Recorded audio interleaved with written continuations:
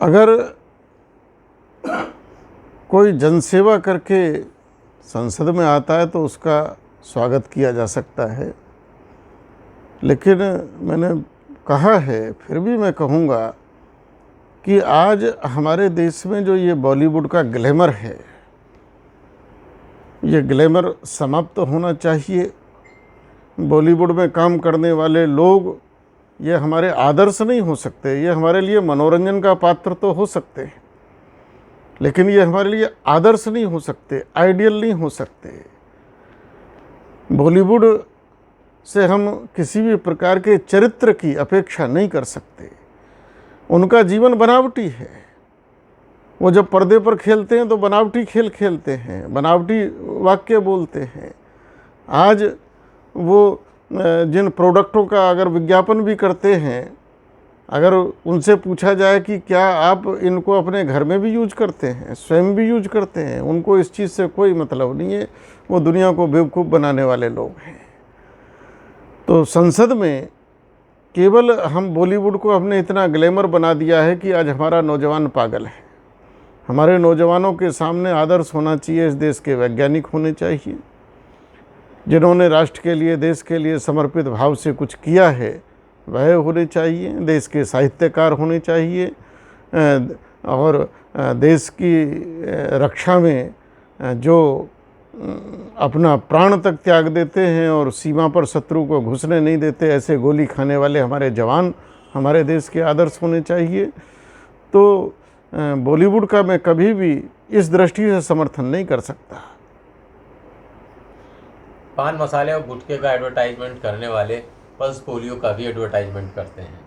सरकार को क्या ऐसे लोगों को इतने गंभीर मुद्दों पर विज्ञापन के लिए बुलाना चाहिए? मैं कहता हूँ सारे सरकारी विज्ञापन जो इस तरह के लोगों से वो बंद होने चाहिए, जिन्होंने ईमानदारी से उस क्षेत्र में काम किया हो, जिन्होंने कम से कम 1 लाख लोगों को पल्स पोलियो की ड्रॉप अपने हाथ से पिलाई हो। उस गांव नगर में काम करने वाली किसी आशा वर्कर के माध्यम से ये प्रचार करना चाहिए। तो ये जो हम बड़े बड़े लोगों को बुलाते हैं, करोड़ों करोड़ों रुपया इस बात का वो लेते हैं। तो सरकार को इस प्रकार के सारे विज्ञापन बंद करने चाहिए और सरकार को ये सारे विज्ञापन उन लोगों को देना चाहिए जो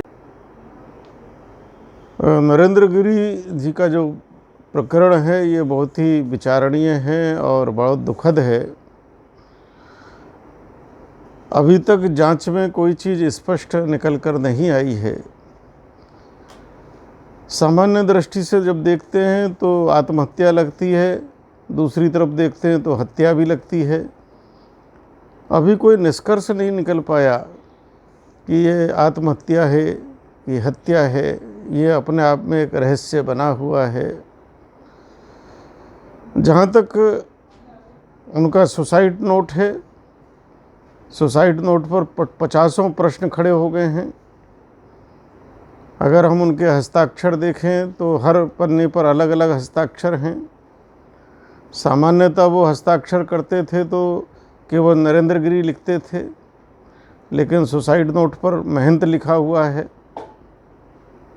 हस्ताक्षर भी उनके अलग अलग हैं, उसमें लेख भी अलग अलग है, बातें भी अलग अलग हैं। और अगर सीडी है तो अभी तक सीडी कहीं सामने नहीं आई है। सीडी का कोई, उस सीडी की कोई ABCD नहीं पता लग रही है। अगर कहीं सीडी होती तो कहीं ना कहीं निकल कर आती।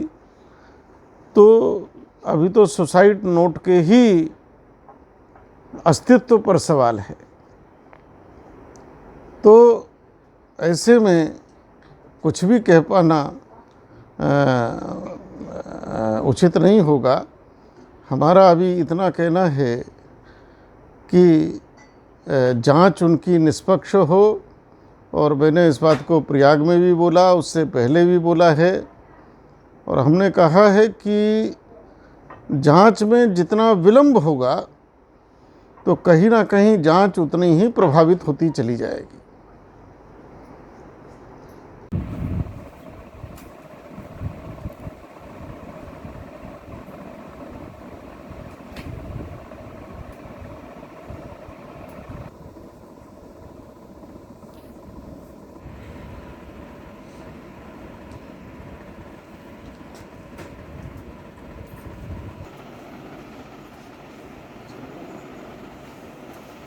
हैं